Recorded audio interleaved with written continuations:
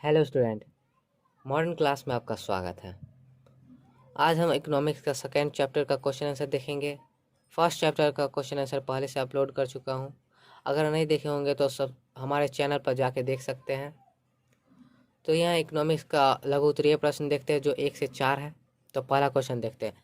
पहला क्वेश्चन में कह रहा है, आय से आप क्या समझते हैं? तो इसका आंसर है, जब कोई व्यक्ति किसी प्रकार का मानसिक या शारीरिक कार्य करता है या शारीरिक अथवा मानसिक कार्य करता है और उस कामों के बदले में जो पारिश्रमिक मिलता है उसे उस व्यक्ति का आय कहते हैं। चलिए यहाँ समझते हैं। माने कोई भी व्यक्ति है वह किसी प्रकार का शारीरिक अथवा मानसिक कार्य करता है। अब जीवन चलाने के लिए किसी को तो कोई काम करना ही पड़ेगा, तो वही यहाँ पर बोल रहा है कि कोई भी व्यक्ति शारीरिक अथवा मानसिक कार्य करता है और उन कामों के बदले जो उसे परिश्रमी यानी कि जो उन्हें रोजगार मिलता है उसे ही उस व्यक्ति की आय कहते हैं। तो समझ आ ही गया होगा। अब यहाँ सेकेंड क्वेश्चन देखते हैं, सकल घरेलू उत्पाद से आप क्या समझते हैं?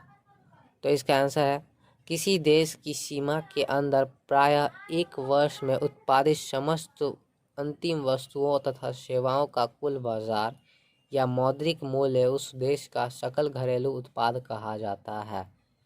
यानी कि किसी भी देश के सीमा के अंदर, मतलब कि उसका जो बॉर्डर होता है, मतलब उस देश के अंदर में ही एक वर्ष में उत्पादित समस्त अंतिम वस्तु, मतलब एक वर्ष के अंतिम तक, जैसे एक वर्ष में 365 दिन होता है तो 365वां दिन तक कोई वस्तु या सेवा का कुल बाजार, मतलब उसका कितना बाजार हुआ और उसका मौद्रिक मूल्य, मतलब कि उसका कितना मूल्य हुआ, मतलब मौद्रिक मूल्य का मतलब समझते होंगे कि पैसा वाला, तो कितना उसका मूल्य हुआ वही उस देश का सकल घरेलू उत्पाद कहा जाता है।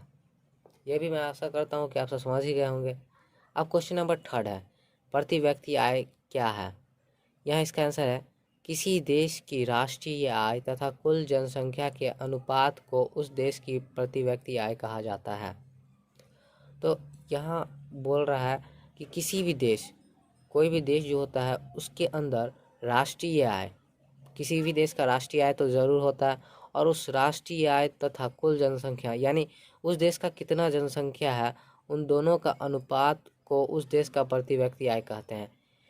यहाँ पर प्रति व्यक्ति आय बराबर हो, यहाँ पर लिख सकते हैं कि राष्ट्रीय आय बट्टे कुल जनसंख्या, या कुल जनसंख्या बट्टे राष्ट्रीय आय भी लिख सकते हैं, दोनों से होगा।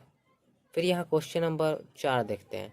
यहाँ कह रहा है कि भारत में सर्वप्रथम राष्ट्रीय आय की गणना कब और किसने, सॉरी यहाँ किनके है, किनके द्वारा की गई थी? तो इसका आंसर है, भारत में सर्वप्रथम सन 1868 ईस्वी में दादा भाई नौरोजी ने राष्ट्रीय आय की गणना की। उनके अनुसार भारत की प्रति व्यक्ति वार्षिक आय 20 रुपया थी। इसके बाद अनेक अर्थशास्त्रियों ने राष्ट्रीय आय की गणना की। भारत में अब राष्ट्रीय आय की गणना CSO के द्वारा होता है।